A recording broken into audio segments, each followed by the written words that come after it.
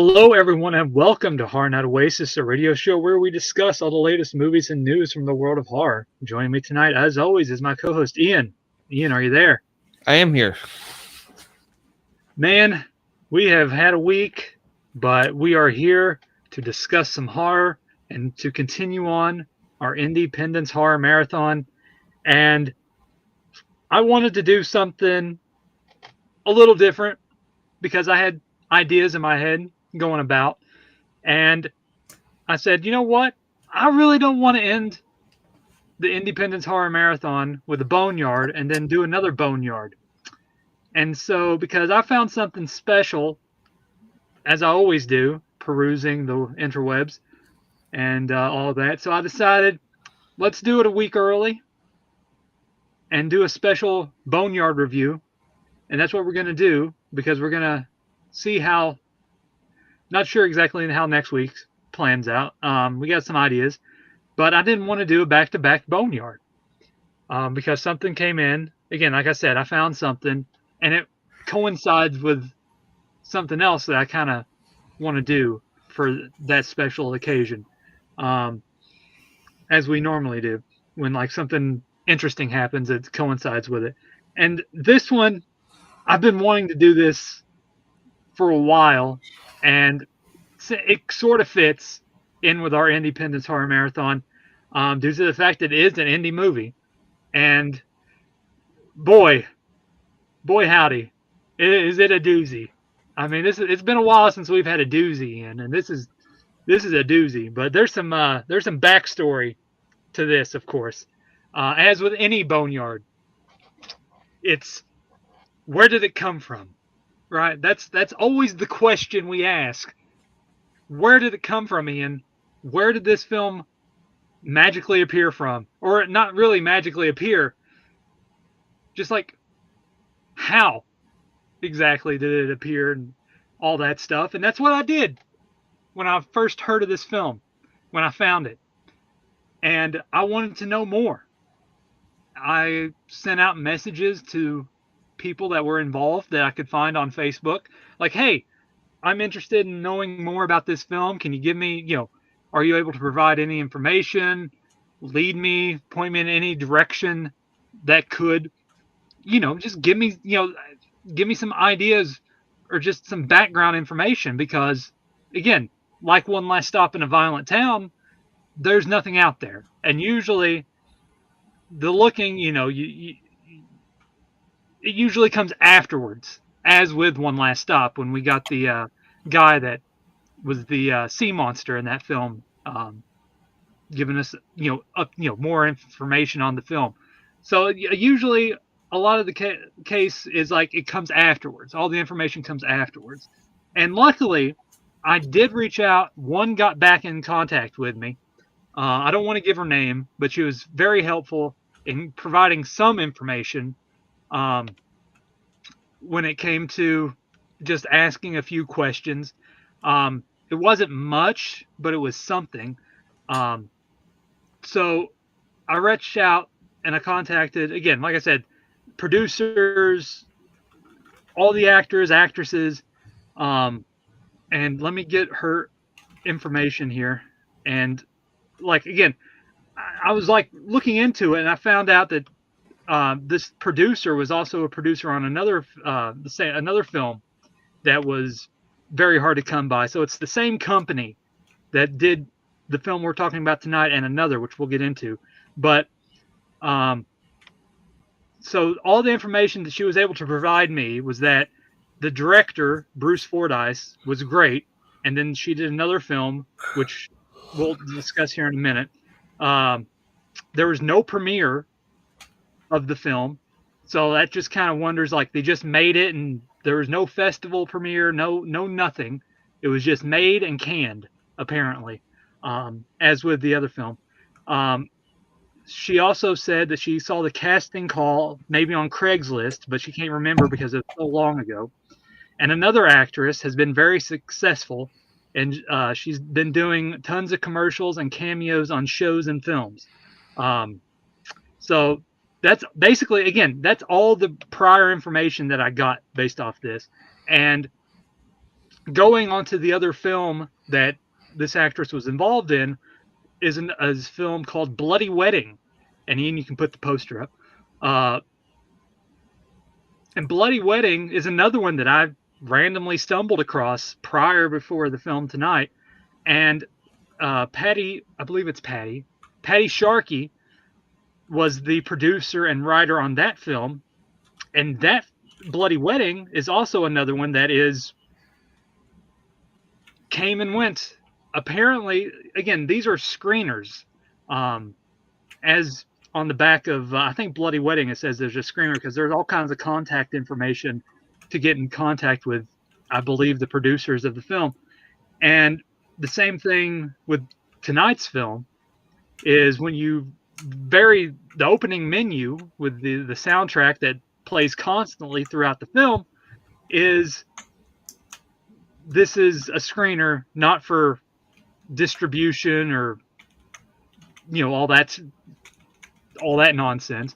It's just it's a screener copy, not for personal use. Blah blah blah. Don't make duplications of it. And so, show the back of it, Ian, of Bloody Wedding. Back. And see, as you can see, like Sharkey Films, contact information. And so this is the other film that the actress involved in tonight's film worked on with, I believe, the producers and the director. Again, like I said, made, nothing came of them. They're just in the ether, just forgotten. And then somehow I have both of them. They both came into my life. And it's weird how that happens, but I'm kind of glad to talk about them. Again, Bloody Wedding isn't all too bad. I mean, Bloody Wedding was made after our film tonight of Homeless Joe. And it has a little bit more of a digestible quality, I will say that. It's definitely one of those that they've stepped up their game and made a comprehensible film, as opposed to Homeless Joe, which we'll get into. But I always have to do a lot of the background and digging on these films, and just to find out that one random film leads to another, years apart, because I've had Bloody Wedding for at least 4 or 5 years now, around that. Yeah. And just to come across Homeless Joe, and let's just say there was some money involved for the price of obtaining a Homeless Joe. It was and the fact that the seller, again, I asked the seller, like, hey, where'd you find this? And he says, I found it at a thrift shop. I'm like, that's a good find, So I was thinking, like, maybe the person, the seller had some involvement with it, or it's just he randomly stumbled across it in a thrift shop. So, nonetheless, again, a lot of people go out there and pay expensive prices on these like boutique, out of print editions, and like here I am spending around the same price for these obscure, who in their right mind wants this edition. And especially after we finished it, Ian, I was like, yeah, I paid that much for it. And you said, money well spent. which is again, honestly, I mean, it's not untrue. No, I mean, I'm glad to save it, because I wouldn't know exactly who else would want this besides someone so emphatic about saving these indie horror pieces. If it wasn't for me, this would be lost to time. As we say with these boneyards, it doesn't exist. There's a few reviews. Like, I think there's like one review, and it's the same review. But there's no in-depth about it. It's just like, this is the film. This is what happens. This is, the ins and outs of, a short review on the internet. There's no in-depth analysis that, like, again, and that was in 2009, 2010 when the film was like released. So I'm assuming he got one of these screener copies to review. And maybe it's the same copy he watched. I have no idea, because this was filmed in California. The seller I got it from was from California. So, again, I'm not exactly sure. Again, you never know. you never know with these things, like how many copies exist, you know? And we go into that with every Boneyard, just wondering, like, how many copies are out there? You know, like, did they only make a certain amount of screeners to send out to certain reviews, to, like, DVD companies to get distribution? Obviously, it never got picked up. And, I mean, obviously, we'll get into it for reasons why that could have happened. But I've seen worse picked up, you know, like half the shit Uncorked released. There's like, how did that, you know, compared to this, but nonetheless, it's always interesting with these films that I managed to come across and find, especially just like these screeners, you know, or like self-released editions, and just like there's nothing on it. And again, I'm appreciative that the actress got back in touch with me. No one else did, and maybe after this review gets out there and our voice is heard, like, oh, you know, so someone randomly stumbles across it, you know, we'll get some more information on the process of this, maybe Bloody Wedding as well, who knows, because I'm the only one in existence that has both films in their possession, so hopefully we get something back. But as it is, this is still one of those that's just, where, you know, I'm not gonna say we're the only people that's seen it, but because if you go to Letterboxd, there's like other people that's like logged it in their film, you know, in their diary. But again, that could just be like added to a list or something. So it's like it's still obscure when you have like one notable review when you go to IMDb and the critic reviews. I mean, it's the same thing, you know, but like no in-depth analysis like we like to go into on this stuff. Yeah. And that's like we enjoy doing, is just like figuring out like these films, you know, because like in a way, like we're preserving its history by talking about it. Even though no one else wants to discuss it. Like they just came and went. They made 2 movies and they just disappeared. And they're just like, it's so odd, you know. Again, some people just, it's like back in the day, you know, like of course, like everyone has, you know, the cult films and the 80s films, and like when they made the movie, they didn't expect it to garner a cult following so many years later, and they didn't know that they were famous, you know, or just like being searched for, and they just like, yeah, we just made a movie and whatever. And you know, it's crazy that the legs that it's had to grow, you know, a following and all this momentum. You know, it's sort of like this, but there's just like, we made 2 movies in California, so be it. You know, like whatever. You know, like it's not available any other way besides these screeners.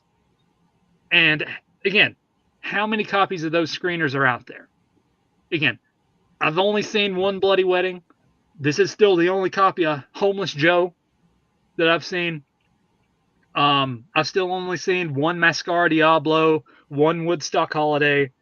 It's just like all these films that we do on the Boneyard, I've still only seen one copy of since, you know, bringing it up on the shows. You know, I've only seen like one Dead Flesh over the years, and we reviewed that many years ago.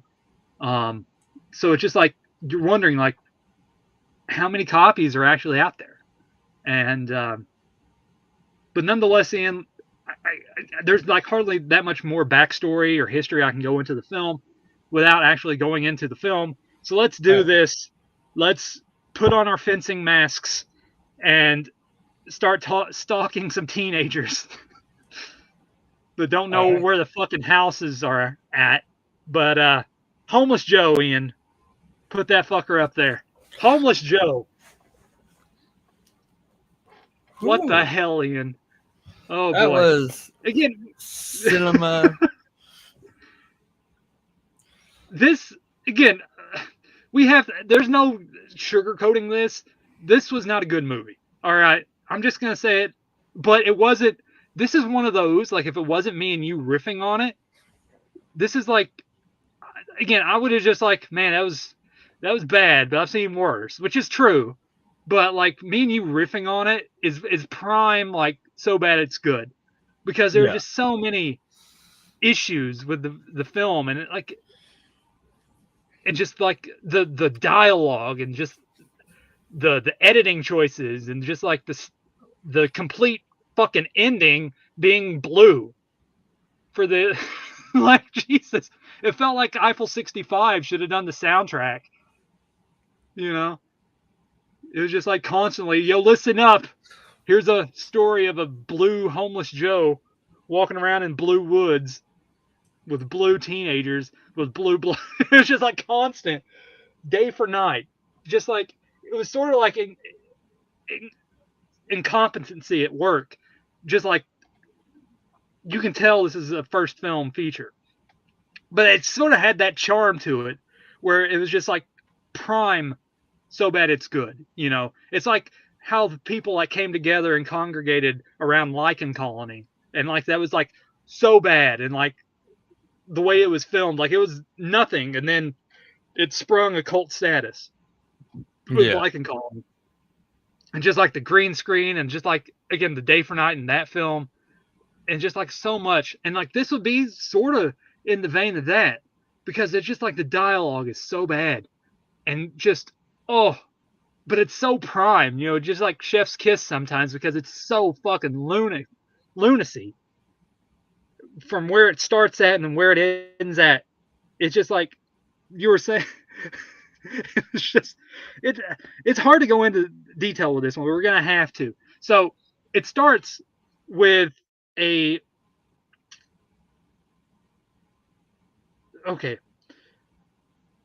saying that homelessness is abundant and there's like so many homeless in the cities, and they're, you know, but what happens if one of them was a serial killer and homeless, and basically sets up Homeless Joe, where these two guys just, and there's like the TV being plugged in the woods, like there's it's in the park. Where's a plug-in at by a tree? There's just so many inconsistencies in this film where it's just like it's mind-blowing. Just like a random TV is just on being watched. Yeah. Like, no electricity. It's just whatever. That's the start of this. Oh God, it just keeps going and going though. It's like the gift that keeps on giving. With like so many things that happens in this film. So the two guys, and honestly, Ian, these friends, or these two macho guys, you know, secretly they're butt fucking each other. Like, you queer, what are you gonna do about it? You butt, you know, it's just like constantly. It's just like the two bros, and it starts that way and it ends that way. They're gonna fuck. Basically, it's not implied, and it doesn't come off. It shouldn't come off that way, but just in the recesses of my mind, maybe because we're both sick fucks. It's just like, dude, they're secretly, you know, I'm not gay or anything. You know, it's like, but I'll stick a finger in your ass if you want me to. You know, it just gave that way, like, dude, you're queer. Stop being that way. And like, you're just, but anyway, they find him out, a homeless guy sleeping by a tree, and they piss on him. And it's just like, two bros pissing on another person, and so they get killed, and one gets stabbed in the foot, and then the way this is edited too is just bewildering. So he gets stabbed in the foot, the one gets tied up, the one wakes up, and apparently our killer is able to drive too. That gets discussed a little bit later. It's just whatever. He can drive a truck, even though it's not hard for anyone to drive a truck. But he gets his arm ripped off, 2000 Maniac style, but with a truck. And then the one guy who pisses on the homeless guy, he looks down and he goes, "Oh my God, he's cut off my dick, not my dick." And then it just shows him profusely bleeding out of his dickless crotch, and then his penis is off to the side. And then we have our opening on Homeless Joe, and like this opening was just, it sets up like what you expect to be like a fun slasher movie. You know, it's just like outlandish kills, and the thing is like they deliver on the gore of the film. Goes throughout the film, the gore is delivered. There's arms hacked off, legs pulled apart, like the bloodshed's good, but it's like in this movie that is like incomprehensible because it is so terribly made and poorly written. And so we're introduced to our main characters now, which is Sean. So Sean is our main character. No one else fucking matters. It's Sean. So Sean is probably the most. Oh God, Sean is an issue. Sean is a doofus. He's. Oh God, he has issues. Let's just say Sean has issues, and he has to take he's on medication for everything, basically. He has anxiety, he's claustrophobic, he's basically everything that you could have wrong with you is encompassed inside of Sean. He's shy, he doesn't know how to act around women, he's picked on, he's bullied by his friends. His brother, I believe Burroughs is his brother. His brother's an asshole to him. Basically, everyone just like pinpoints their frustrations out on Sean, and Sean just takes it. Like, basically, he just takes it in the ass constantly. I don't know why everyone fucking hates Sean, but like Sean is in this bubble where like everyone's his friend. You know, there's this Stockholm syndrome going on. And he has a thing with Lisa, which he likes Lisa. He likes Lisa. And then basically Sean and his brother's another issue. His brother is a womanizer, and then fucking oh God, his brother just objectifies women. If they're not in some kind of sexual position or giving him sexual favors, he does not want anything. He sexualifies women. Basically, that's his character. Every minute, he's talking about sex with women. If they're not, I'm gonna fuck this vomiting girl. I'm gonna make out with this girl. If I don't do, like, I'll do this, fuck that. It's constant. If it doesn't involve me fucking a woman, there's no other conversation or words being spoken by Burroughs. It is constantly fucking women, sex with women, womanizing a woman, and just constant. Even when you're in the pit of danger, he still wants to fuck. Like, I don't care if you guys and we're being chased by a crazed killer. I'm getting my dick wet. Yeah, that was guys. Like, oh God, he got on my nerves so bad. And it was, like I said, it's constant. And so, God, there's so much, the characters in this film. And then we have Dale, who's like the macho black dude. He's wearing a jersey that says A stud 69 on his jersey.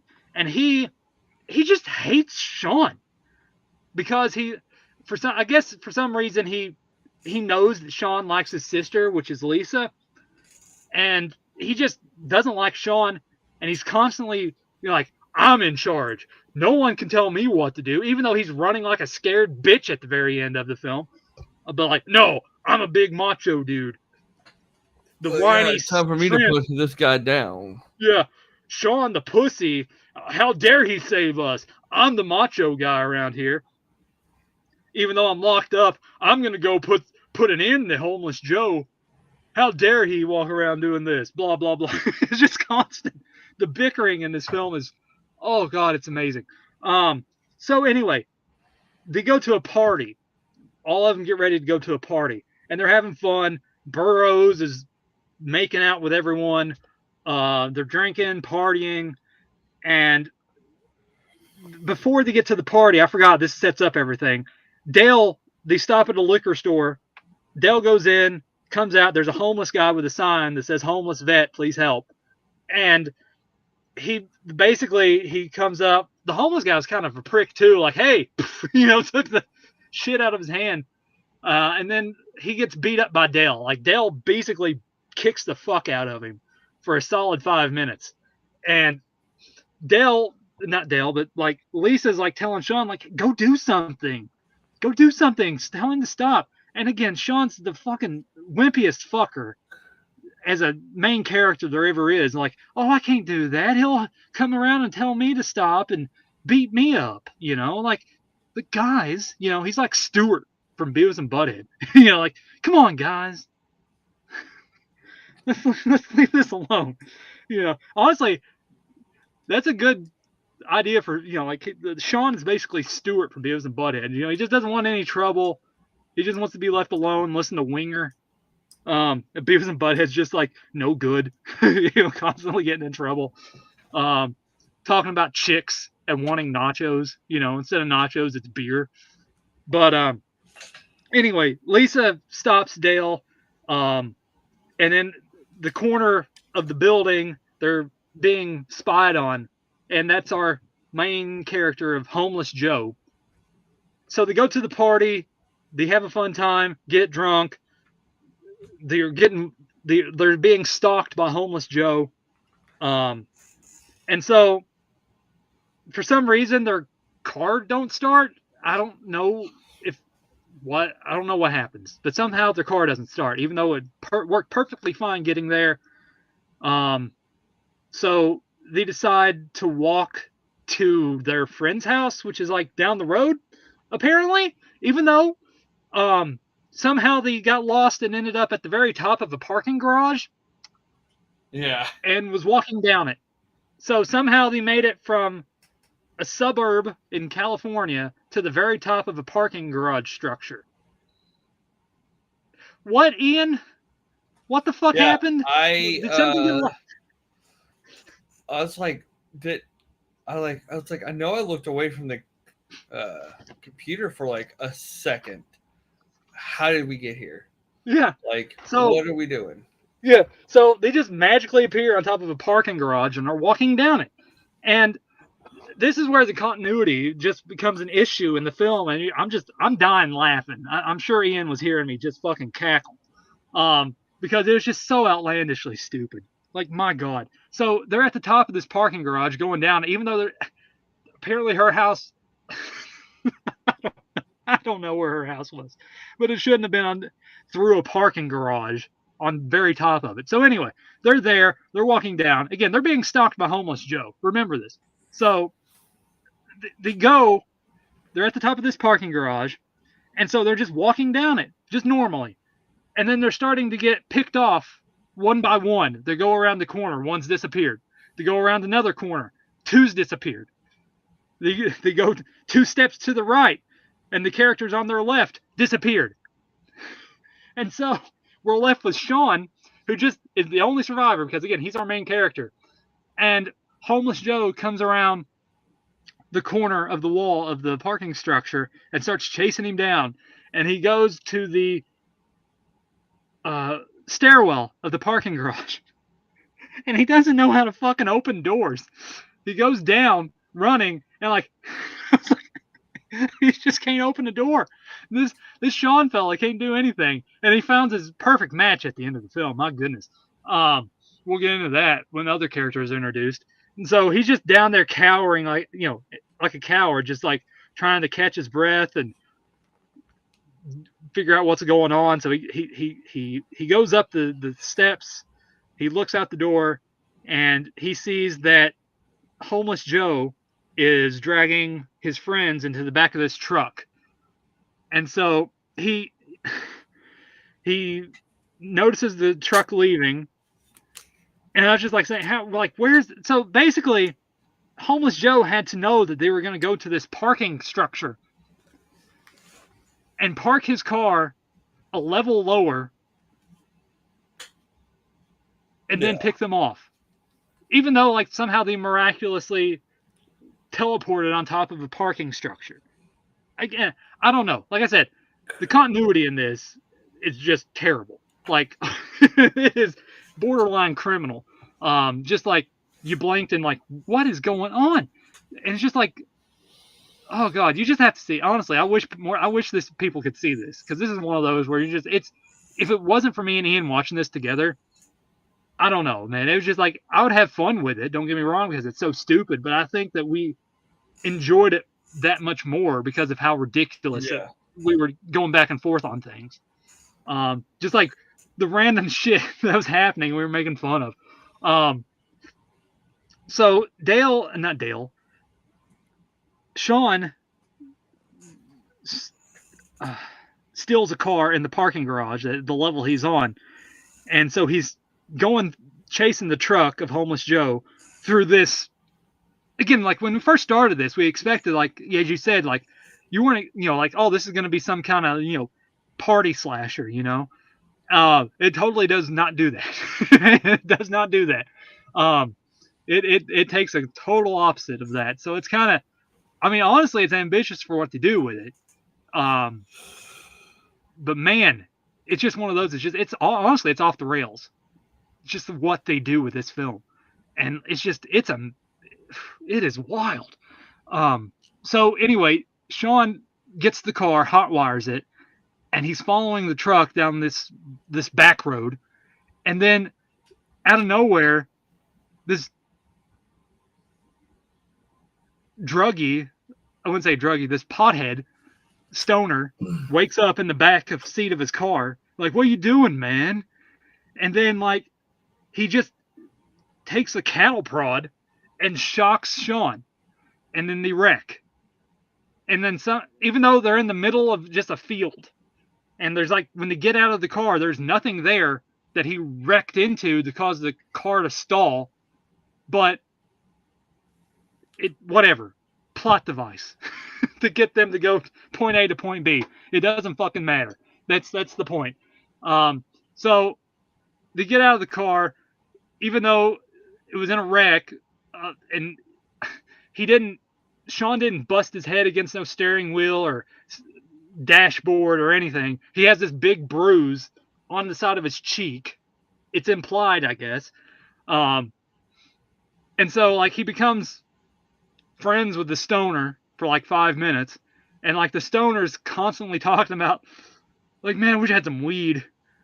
like, I don't know who you are. You stole my car. I don't know if I should have walked with you down this road following this killer. I don't know, man.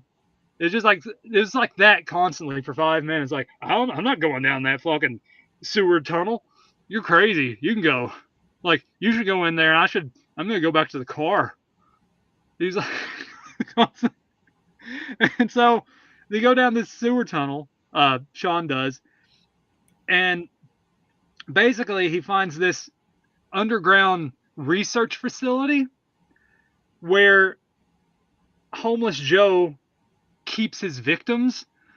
And sort of to make matters short, he runs into Monty, who is, I guess, works there. I'm assuming, even though he's been in that room again, another person that can't open doors. Monty, he's been in that closet side room for 3 days and just can't open the door. Maybe it's locked from the opposite side. I don't know, but it seemed like it was fairly easy to open. I have no idea. It doesn't matter, Ian. It doesn't matter. People just can't open doors. All right. And Sean needs his fucking pills. He can't go on unless he has his fucking pills.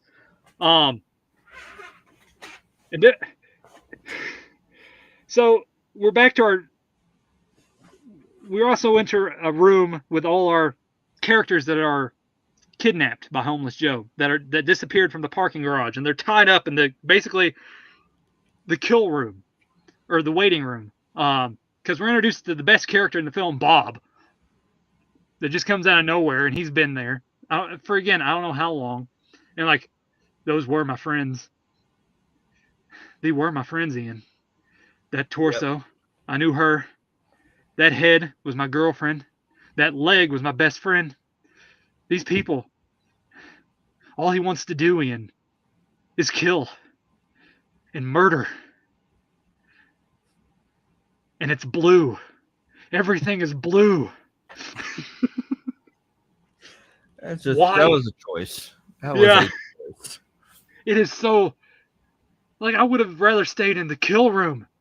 I get out to the blue world and I die. How dare you save me?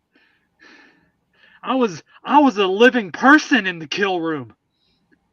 I get out into the blue world and I die automatically once I get freedom? Fuck you guys. Fuck you, Sean. How dare you? I'm the best character. I'm Bob. I don't care if my girlfriend's head is 5 feet away from me. I was alive. And I get taken out into the blue world and die automatically? How dare you, sir? How dare you? Ian, we lost our minds with this film. Yeah. No, yeah. This. But the thing is like the gore is good, except for a few parts. Which all those parts. Like you couldn't, like we mentioned, like they couldn't have got like a melon or a cantaloupe and put like a mask on it. We've seen that done before. We've talked about that before. Where they just take it and like step on it and boom, just fill it up with like a bag of blood, cover it, inject it, do whatever. You can do that. It's not hard. You can get like go to a deli, get some blood, get some pig's blood, cow's blood, whatever. Just put it in a bag, make a hole in it, whatever. Dig some of it out, put the like a pumpkin, just carve a hole, dig the inside out, keep it and make it still a little bit messy, but you'd have, a squashed head. Instead, they did the awful, cheap CGI effects. It was just like, oh, that's not good. Even, I was sitting here like, you could probably hear me like, oh, that's bad. Oh, that's not good.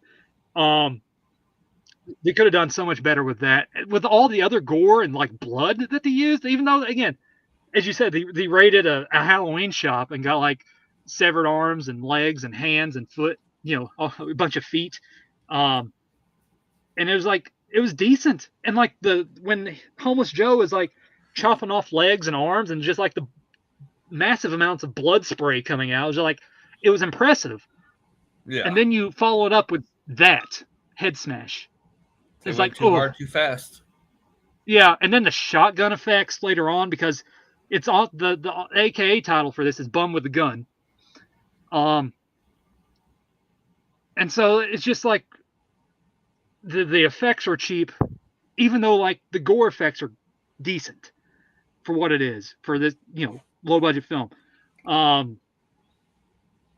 Ian, I know I've went on for a solid 40 minutes here just getting stuff, but we need to go back and forth on this, and I'm sure there's so much more to get into, because when we do these boneyards, we really go in depth, and I know there's not a lot I haven't gone into yet with the blue world, but we'll get into that.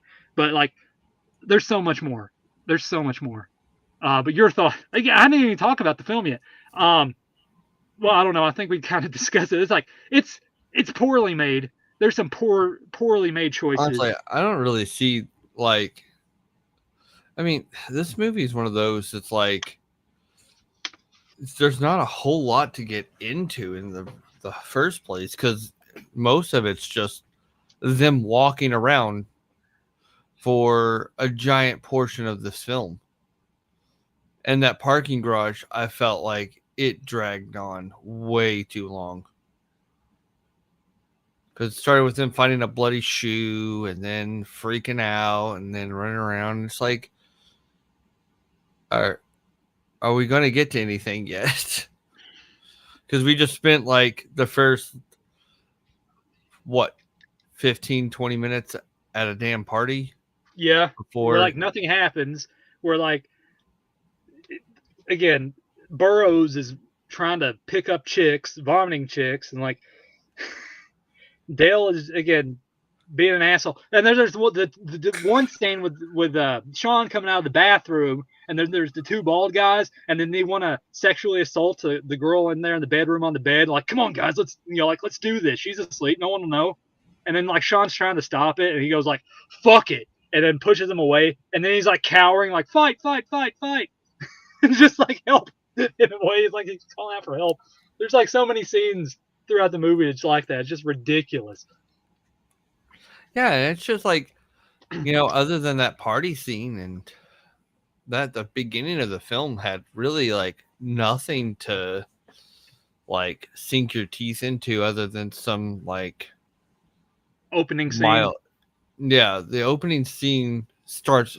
This movie did start off pretty hard, pretty quick, and I was kind of hoping that it was going to keep that momentum going once everything got started, and it's just like it just felt like they took a short film and just threw a bunch of random stuff in it just to make it longer, because this movie, it just kept going. And I was like, I don't even know where this is going to go at this point, because they're like, just they needed something like it was fairly obvious that like again like they made Sean this sympathetic character and he's on all these medications, and they wanted to, and again it's towards the end of course they kind of make the intentions clear that he's supposed to be stronger, he's supposed to overcome all this, but like they do it in the most haphazardous way where like he is berated throughout the entire film up until the ending basically, where he's like overcome all this anxiety and fears and shit. But man, like they needed to do something more than just to berate him constantly. Like they need the bathroom segment, like he was starting to stand up, but it was still constantly berating him throughout the rest of the movie, and like no inclinations of like becoming overcoming all the issues that he has as a character. Did he need to have all those complications? Probably not. Is it a crux? I don't know. It was just poorly done. Like they could have still made him somewhat likable, but he wasn't, and you're supposed to, because he's the main character. And all the other characters are honestly just assholes besides Bob. yeah. Like I said, Bob's the greatest. I don't care. Bob has seen some shit, like, and watched it. Like, he comes in here at night, and he just slices into people. You don't understand. He takes them, and he just cuts them apart, pulls out their insides, and sticks their severed limbs and heads in my faces and laughs at me. He just laughs, and you don't know how bad his laugh can become. He just comes in, you know it. You hear the dragging of his axe and that maniacal laughter. The suffering I go through, the mental anguish I have to bear when you hear him laugh. And you fuckers bring me into the blue world. Just when I get freedom and get the chance for fresh air and see the scenery, I die. How dare you? I'm giving Bob too much backstory. Oh, God. I don't care. More than he, like, that was another thing. I felt like these characters were so one-dimensional. Like, every single character was like a trope, and they weren't allowed to be anything else. Yeah.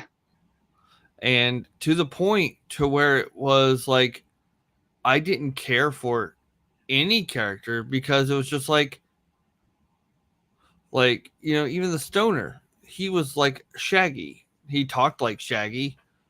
He's like, yeah, man, yeah. Like it was just, and I'm not gonna harp on like the acting, because indie budget. No, the acting's far from anything. Like we're good with acting. It's just this is more the movie than anything, because it's just like there's some solid moments in this film where I was like, again, the beginning, all the practical blood effects and gore towards the end. I like the idea of Homeless Joe, and we haven't got into the reasoning of Homeless Joe. It's basically this research facility that's somehow connected to a sewer in the woods. But whatever, I digress. And this research facility is basically creating serial killers. So they were the reason for all the known serial killers: Manson, Bundy, Dahmer. They created them, basically. Yeah. There was no, humanity lost. They were genetically made, in a sense, basically altered to kill. No remorse. And our homeless gentleman was just like a vet, but he was sort of a clockwork oranged, brainwashed, just to be a killing machine, basically. And they were like, they took their teeth out and gave them solid steel teeth so they can rip and chomp into people, and just all this stuff. And it was like, again, like I was looking at, like, we were watching this, like, this is the dentist office. And so apparently they got free reign to use the dentist office after closing hours, which is kind of funny. And like, again, like, body parts are strewed, torsos are strewed out, and like, but there's just so much. It's just the dialogue is the main thing in this film. It's just like anything. It's just like, the dialogue is like the Behringer bad news, because like you said, the characters don't stray from anything. They're one personality, one dimensional. Dale is the hard ass, I'm in charge macho dude. Burroughs is the sexual deviant that does nothing but sex constantly. I don't care. Like, again, they're in the killing room, and like the two friends, Lisa and it's Dell's girlfriend, is like, I'll let you touch my tits, both of them. And then Kat, who's like the drunk party chick, she's like saying, I'll take you down all the way to the balls, So like, it's just constant. And like, then Sean comes in there and saves him. Like, well, they're gonna do the stuff for Sean? No. And then once they get free and they go out into the blue world, and like, again, for those not knowing what we're talking about with blue world, I mean, we've mentioned it. The entire last act is day for night, and it's blue. There's nothing. You can barely see anything. The last finale of this movie is day for night, and I was just like thinking, like, what kind of choice is that? Because like they're driving the car, and it's night with him and the stoner in the parking garage, and it's night when they're chasing Homeless Joe. And so they start walking, and then it's day when they're coming down the road and they find the sewer. So that would have to be morning hours, right? So I'm assuming break of dawn, 6, 7 o'clock in the morning. So it didn't seem that they were in there for over 15 hours. It didn't seem that way. So why would they come out and it would be, nighttime? Like, they could have still pawned it off as like mid-afternoon, midday, at least 4 or 5 o'clock. So they didn't need day for night.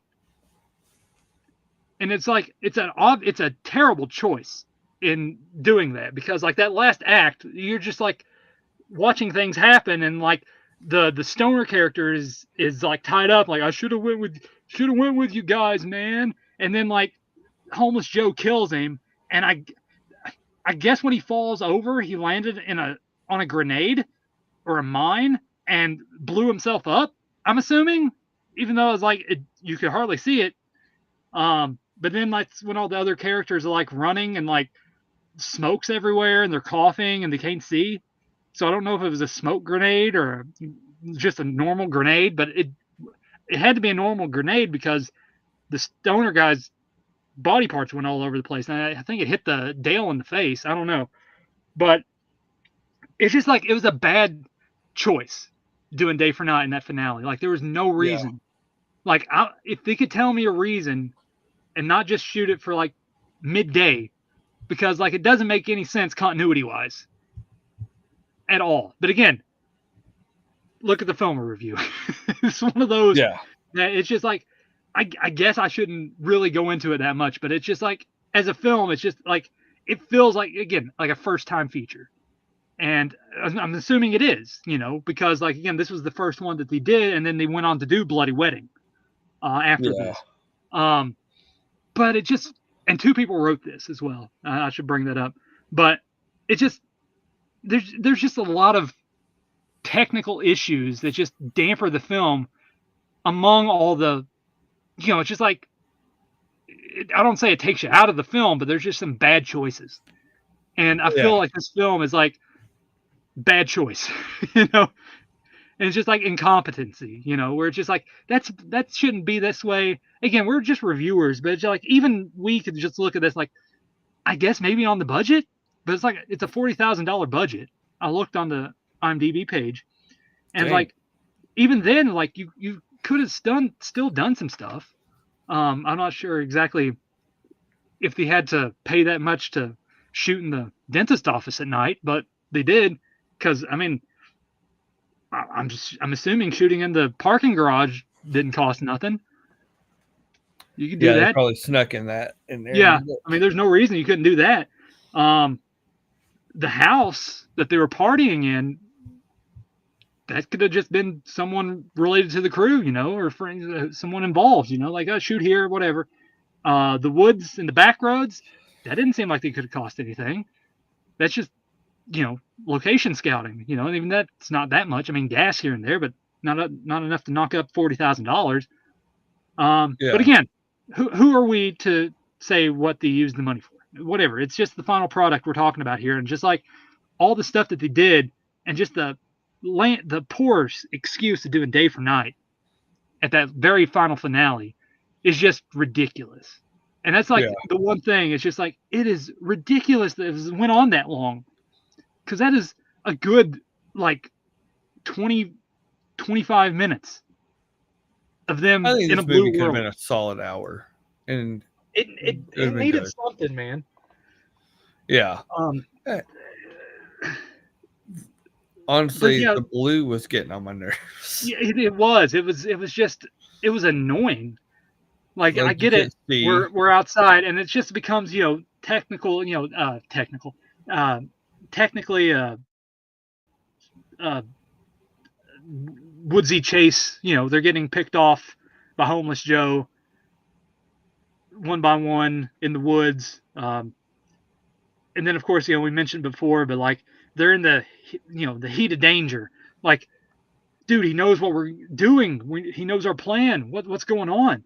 And then, like, fucking Burroughs, there's the girl over there by the tree, and like, oh, there's a hot chick. I'm gonna go fucking hit on her and see if she needs my help. And he goes over there, and of course it's a trap, and he dies. But it's just like constant. It's just like, there's no character development for anyone. And like, maybe Dale at the end of it, when he gets what did he get, 3 arrows in the back or something? I don't know what he got shot with, because it's day for night and you can't see anything. But he got hit with 3 pointy objects in the back. He, I guess, died, but then he's telling Sean to take care of his sister, and then they run away, and then like, so apparently he's like not dead, or he's passed out, because homeless Joe comes up and just shoots him in the back and blows out his chest. Again, I don't know. It's day for night. I couldn't make out which side he got shot on. And it's just like a bunch of, like, you're just sitting there like, where is everything going? Like, I wish I could tell what's going on. I mean, obviously I'm hearing and some of the music was repeated over and over as well. Not that choir, that chorus that kept going on, and then the scene, just the running scene music was constant. Sometimes it was overlapping the audio, and like some of the good. Even then, it was still, the audio was the music was too loud over the ADR. But yeah, there's a lot of other things in here. Let's see. Like, there's the the one that says, "I'll buy it before I bang 200 sluts." That's when he first meets Bob, and Bob's telling him everything. Um, and then the research facility, the code name for it was Project Joe, because they're going on the computers with Sean and Monty, which is, again, Monty becomes Sean's best friend. And like he literally says, "My best friend." Like, I literally met you 2 minutes ago. You're my best friend. I'm not worried about the girl I like. They become bros, like the two guys at the beginning, towards the end. Like, I'm not taking any more pills, and something happened to my girlfriend or the girl I loved, but I got my bro Yeah. Monty. Um, let's see what else is going on in here, Ian. You maggot, puke, zombie, vomit, fuck. That's a line of dialogue. Um, that was something else. Um, and then, of course, trick or treat, motherfucker, which is a callback to Halloween Resurrection with Buster Rhymes. But oh man, that did not work. Yeah. And like, it's not Halloween, so why? Where did that come from? It's, at least I don't think it's October. It's party season, and it's California, so I'm assuming it's like August at the latest.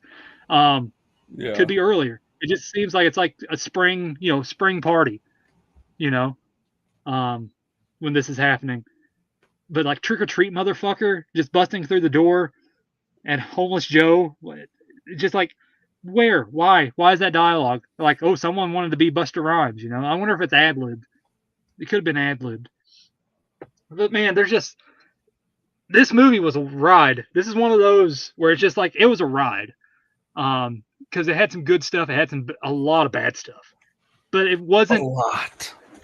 like I said, like me and you just, it's one of those, it's a friend movie. It's like you, a friend, or some people you put it on and riff on it and just look at the inconsistencies, look at the badness. And like, again, it's no, like, I'm sure they went set out to make a good movie, and again, it didn't come off that way. Like, I don't know if it's supposed to be campy. It doesn't feel that way. It feels serious as can be with the subject matter of homeless Joe and the Project Joe and the screens on the beginning that starts the movie about homelessness and vets and all that stuff. But then it just goes down this rabbit hole of just like this wild ride where you're just watching everything sort of fall apart in like the most beautiful way, and you're just sitting there in awe and just like, what is going on? It's just one of those where it's just like, I'm glad to have shared this experience with you, Ian, because it's just like one of those where it's Same. just like, this is one of those, it's just like, it's an experience. It's not like 8-ball bad, 8-ball clown bad, but it's just like one of those where it's just like, there's some dedication and just like a lot of, you can tell that they put a lot into it, but it just like didn't come out to fruition. It's a sight to behold, and like I kind of feel this could be, I say with sometimes, like some of the films we review, like this sort of has a cult status.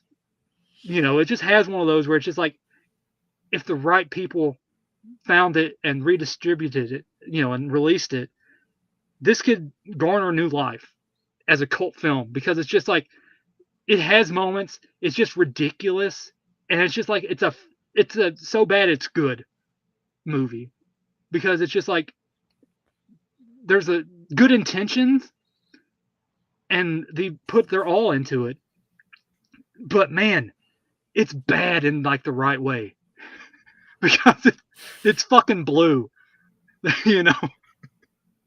My God, Ian, we're gonna be in the blue world for a while. I don't know how we're gonna get out of this kick. It's like one ad. Like, oh my God, the oh my God girl's back, but oh my God, it's blue, Ian. Oh my God. Yeah, no, this was a fun watch for the riffing on it. I feel like this movie would be a good movie to put people who have insomnia to sleep if they're watching it by themselves, just from the sheer amount of walking. Because like the party scene was fine, like, you know, there's a lot of stuff that was just like kept boom boom boom boom boom, and then it just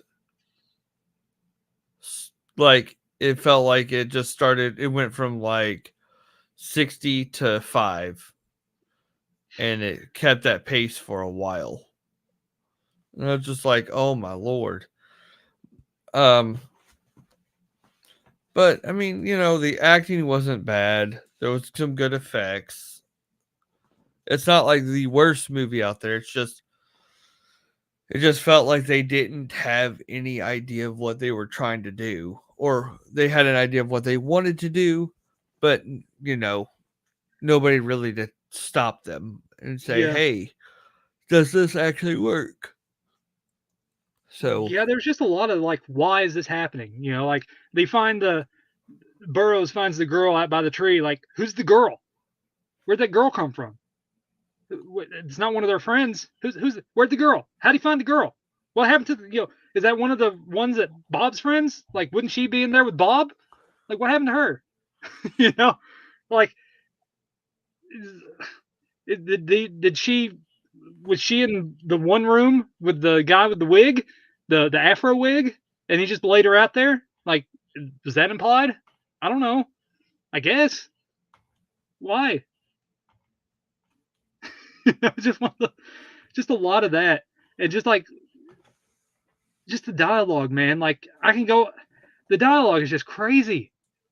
Like, I wish I could still remember like a lot of the dialogue, but it's just like Burroughs constantly talking about sex, and then like all the things he wants to do that involve women.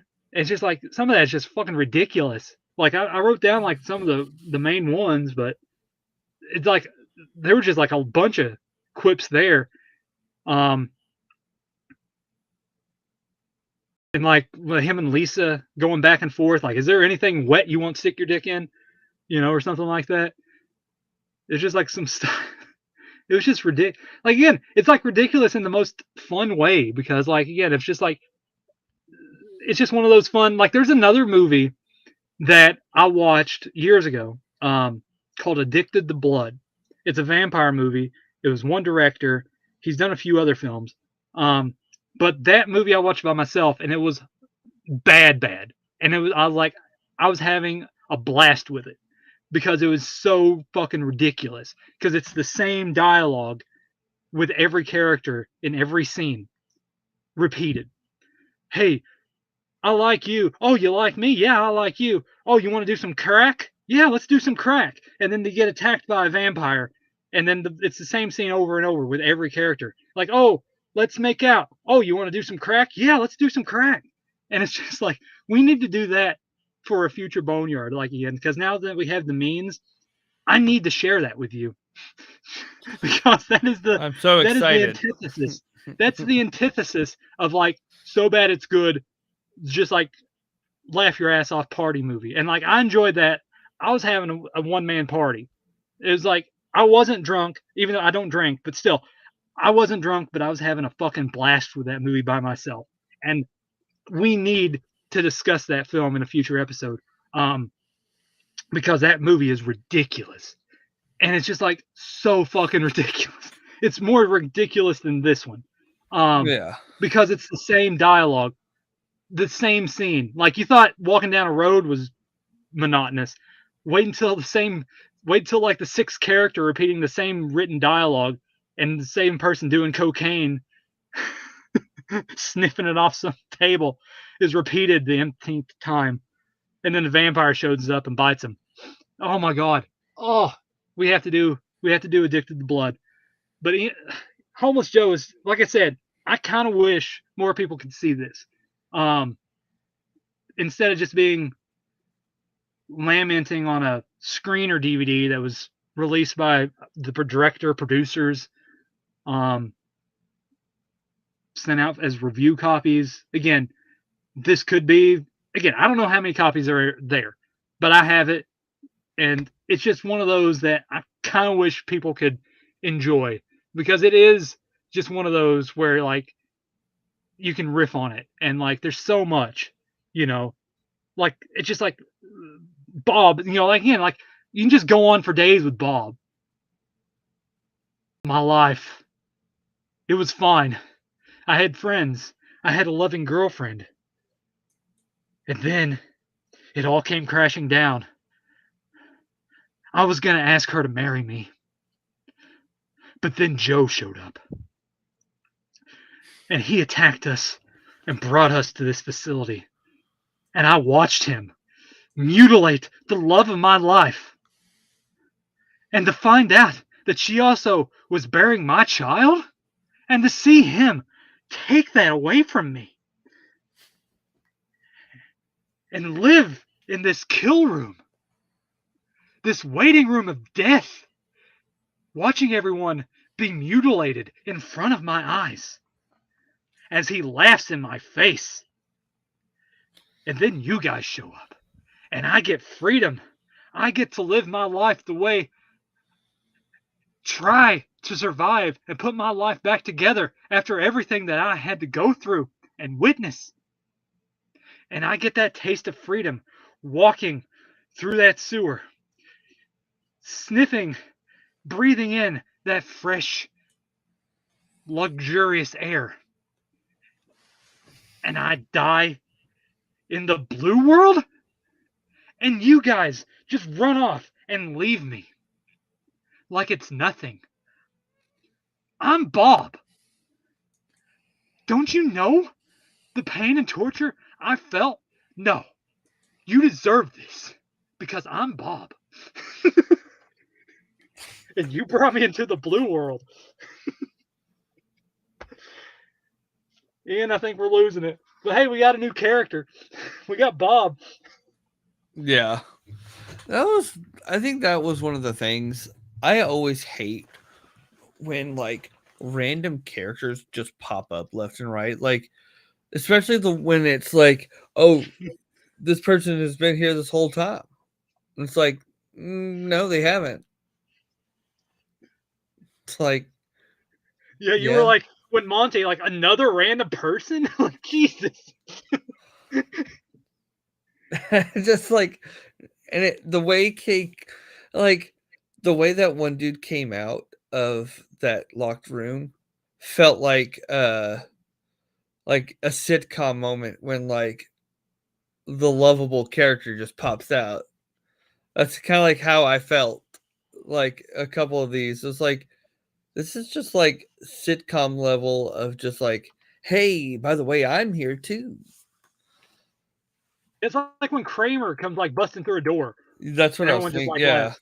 Yeah. Yeah. Oh man. That's the way it felt. But man, it's still I want people to check it out. You know, with a lot of these boneyards, I do want, but this is not one of those where like it's ambitious and they're putting a lot of heart into it, like One Last Stop in a Violent Town.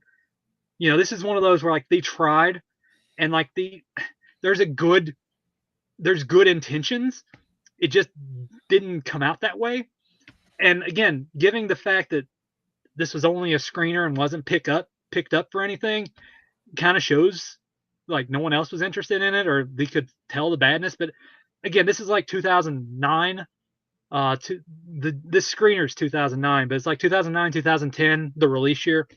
And since then, there's been far worse. Of course, like the annals of Tubi has definitely provided that. But like, I don't see why this doesn't like they don't come back to this and just like release it or do something with it, because it feels like it would garner some kind of attention. You know, of course, more people will say, "My God, this is terrible. What is this shit?" You know, I can see that, and they wouldn't have the same ways that we see things and just like have fun with the badness of it. Because again, a lot of people say, "Oh my God, it's the worst thing ever." Like when they say that, I go out of my way to watch it. You know, like this movie's terrible. I wasted 15 minutes of my life. Like, you wasted 15 minutes. I'm gonna watch the whole thing because I'm a sucker for carnage, and I don't care to waste my time. But like this one, like there's again the blood and the gore is decent for what it is. Besides the the shotgun effect. Like they could have done so much better with the Afro guy with the shotgun to his face. And like some of the stuff that Joe does is like the implied shotgun that he uses it for an extension of his dick.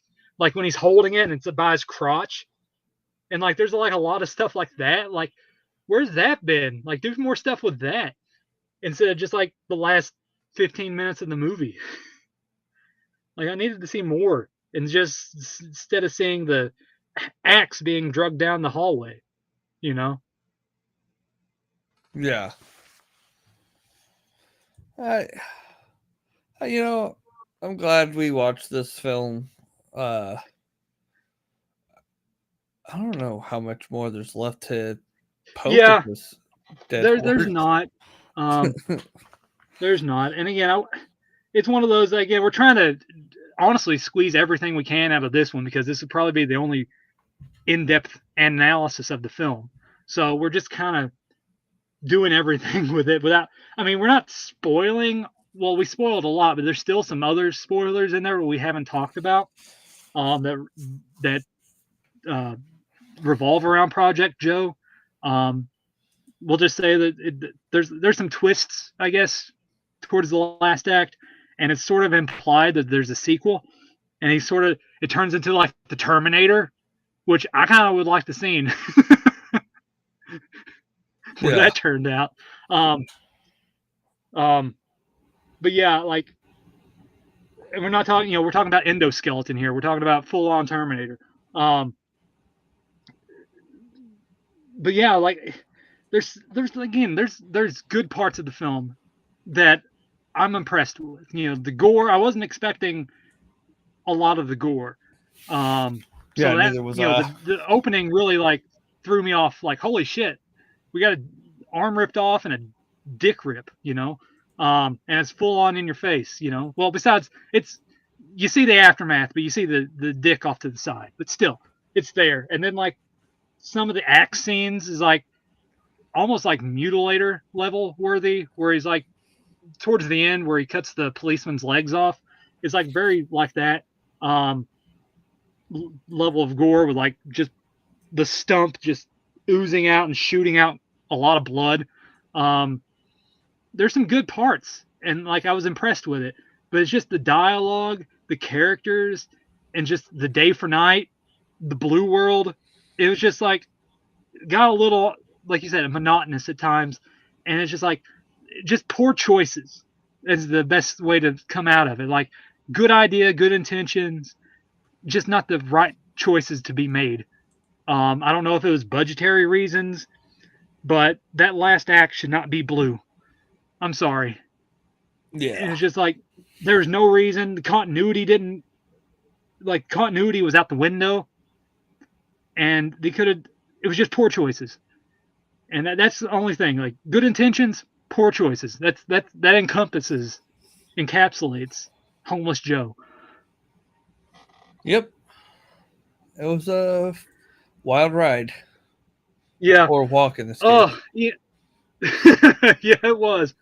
Oh, man. But we had to get this out there.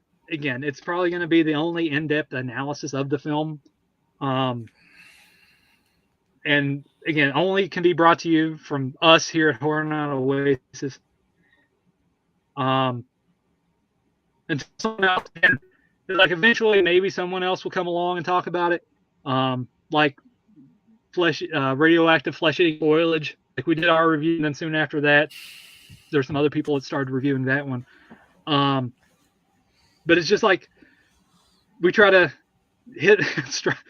I don't know. No one else is searching for this shit, but here I am. I'm gonna be on my deathbed. Blue world. Well, I'm coming home. Oh. And then fucking Leprechaun from Leprechaun's game is gonna greet me on this chairlift and raise me up. Like, come on, I'm taking you to the blue world. And then, God. Oh, Ian, I wouldn't have it any other way, buddy. Like we sat through some stuff, and I find some of the most obscure shit out there. And again, to be in the lucky few to discuss and review this shit. It's something. I don't know if it's a badge of honor, but here we are. But we have to get these out there because they'll be lost to time. No one's gonna know about these films or besides again our IMDb page, some old reviews. There's nothing in depth about the film, and we really go all out with our Boneyard reviews, and we really kind of don't leave no stone unturned. And again, I don't know if we did it justice, but it's out there. And again, I tried to do the best analysis and coverage of the film I could do with everything that I did beforehand and all the research and stuff that went into it. But it's about as bases covered as one can get, Yeah. But as always, it's great talking with you. And Likewise. we will finish our Independence Horror Marathon next week with the conclusion. And again, show details to be announced. So check out our Facebook page. Again, horrornightoasis, Instagram, everything in the description below. And so, as always, I appreciate everyone listening, and we will see you next time on Horror Night Oasis.